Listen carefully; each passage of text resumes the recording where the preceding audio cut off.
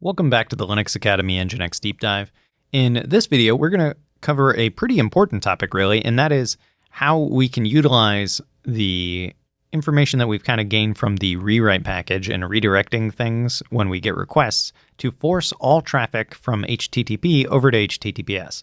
And this should, in my opinion, really be the default for Nginx as a thing, but it can't be since you would have to have an SSL certificate. But there are a lot of benefits to using SSL all the time, and years ago, it used to be a performance hit for your server. Your website would be a little bit slower every time you serve something over HTTPS, but now is not the case, and later on in the course, we're going to cover HTTP2 or H2 as it's sometimes called, and that actually requires SSL and is faster than using HTTP 1.1. So you get the benefits of speed eventually with H2, you get the benefit of security with HTTPS, and then additionally, you also get the search benefits of the fact that Google, as the largest search engine in the world, will factor in the SSL nature of your site and give you a better rating than if you had just HTTP traffic enabled. I mentioned that we're going to be using a little bit from the rewrite module. So if we search for rewrite again in here, and we open this in a new tab, we're going to use the return keyword here. And return has three possible uses that you can have for it. You can return a status code by itself, and this is actually how we could go and test our 500 error page if we wanted to. We could just return inside of a location block a 504. You can return a code and a URL to redirect them to, or you can just return a URL to redirect them to. We're going to build up to this, eventually getting it to redirect everything to HTTPS, but let's first just get it to where every single time you try to make a request to the HTTP version of our site, that you get a 404 page. And this will require us to separate our servers into two separate servers so that they don't share the exact same configuration. And this will clean up our default configuration a little bit in that way.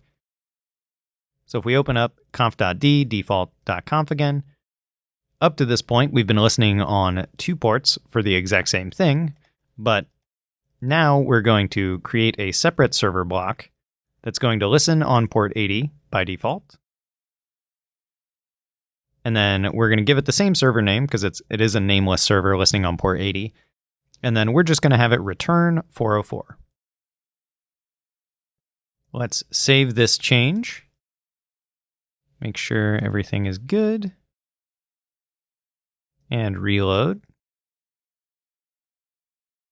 Now, if we come back to our server and we change HTTPS to HTTP, we're going to get a 404 page, and you'll notice that this is the original Nginx 404 page that exists when you don't have an error page configured, because now when we're listening on port 80 by default, it has a very, very simple configuration with nothing extra set up to it. Since we know we have two working separate configurations, now we just need to configure our return statement to send us to the proper server using a redirect instead of rendering out a 404. And to do that, we're going to use a 301 because this is one of the situations where we want this permanently to go to HTTPS. We don't even really want to handle the HTTP traffic at all after the first time that it's been done. So we're going to use a 301, but then we also need to give the URL that it's going to. And to get it to go to the HTTPS version of things, we need to start it with HTTPS://, but how do we get it to go to the exact same URL?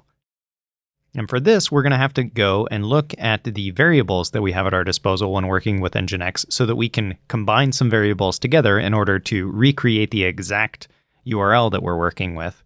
Let's go back to the Nginx documentation, and we're going to search for variables.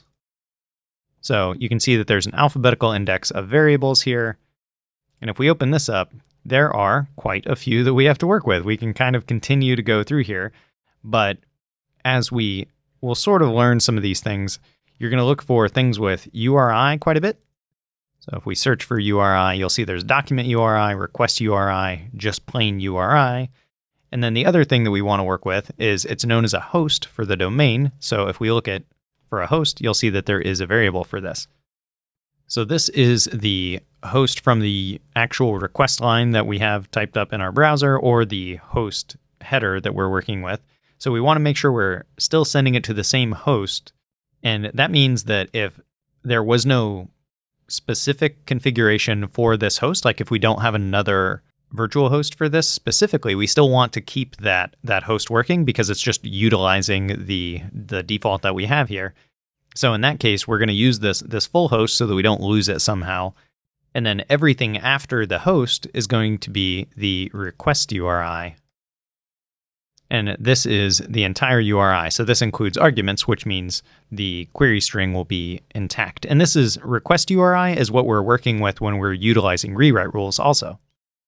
So if we go back over, what we can do here is we can just reference these variables exactly. So we'll have host, which is the first part, and then request URI. And that should redirect it to port 443, so HTTPS.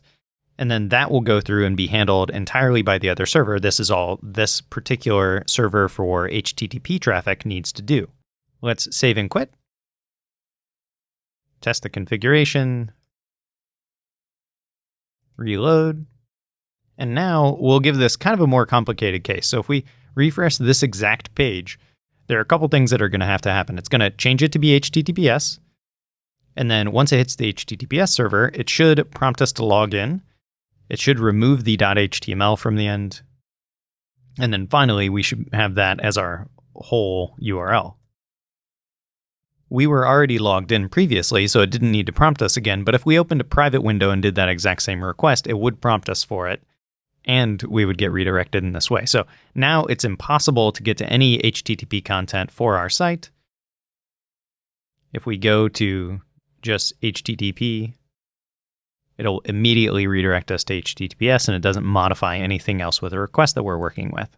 So it didn't take a lot of configuration in order to redirect all of our traffic to HTTPS, but there are some pretty big benefits for this. So I think this is one really important skill to know when you're working with Nginx is how you can utilize the return function and the variables that you've got in order to redirect traffic to a completely different server that is handling your secure traffic.